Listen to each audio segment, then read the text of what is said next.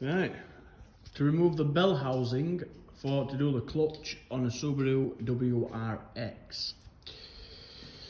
So, when you get down, that's where the gearbox would be. That's the new clutch fitted.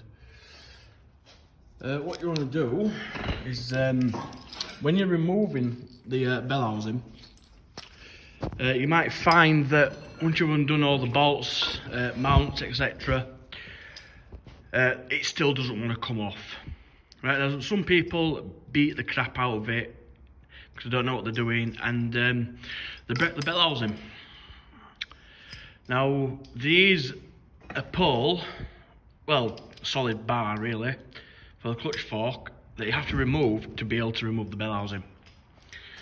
Now, there might be ways around it or whichever, but this is how we do it. So you've got a solid pole here, so it's split on the end of it. If you want to know where it is, if you come to the back of the box, this is where the starter motor lies. Come down to it, you've got a hole here. Well, you have a plug inside that hole. It's an Allen key, I'm not sure of the size, it's a big one. You unscrew that, this pin sits right through there. So there you go, it goes all the way in. And that holds the clutch fork in place. Bear with me and I'll get the clutch fork and show you what I mean.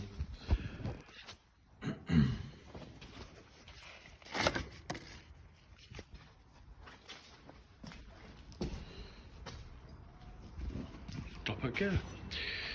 Right, so clutch fork for it. That's what it looks like.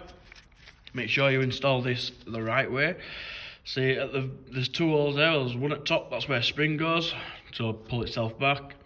You've got an indentation where slave cylinder rod goes on to push it. Make sure you install it that way. So you've got one hole at the top but nothing on the back here. That's how it goes into the box. So what you would do is, there's a hole right at the side. You'd have it through there. Pull this pin out of the way. Right, so when you go to remove this pin, you have to put a washer and a bolt on the end of it. It is threaded. I think it's an M6 with a 10mm head. Just screw that in. Don't put it tight, because if you knacker the thread, you can screwed. Get that in with a washer.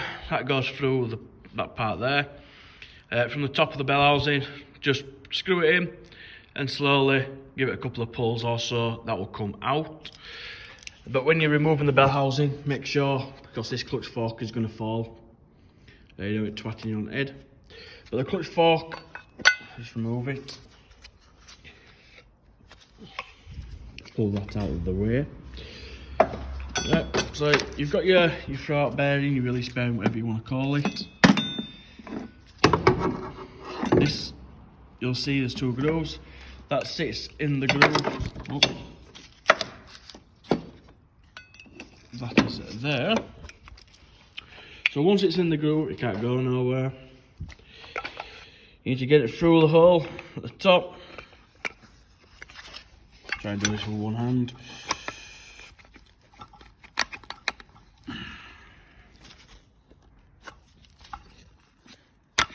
Right, there we go. Right, so a clutch fork is installed on the vehicle, on the box, the right way. The bearing is in place, it's got hoops on it, holding it where it needs to be. You do have to go higher with it, as you've got indentations where it sits. But if you put this, you can put this rod back in now without putting it in the vehicle. So you put it through. You see you're getting hit. It is whole, so you're gonna have to raise that up so it lines up. Just bear with me. Right, so it's gone through, and just push it all the way through. It will get stuck at this point, and you can't see the other side of it. You just got to play with it. Maybe give it a couple of taps, be a bit gentle with it though. But after a bit, it'll go all the way in. And that's the clutch fork installed with the bearing. Don't put this inside the pressure plate when you install it, because it needs to be on the bell housing and it slots in, because it's got a retaining clip. That stays there so it can't come out, and that's it. So yeah, I've got another video of the clutch plate itself, what not to do really, and if you get a clutch plate with that happening, we're on the video, then how to take it apart without damaging it and so forth.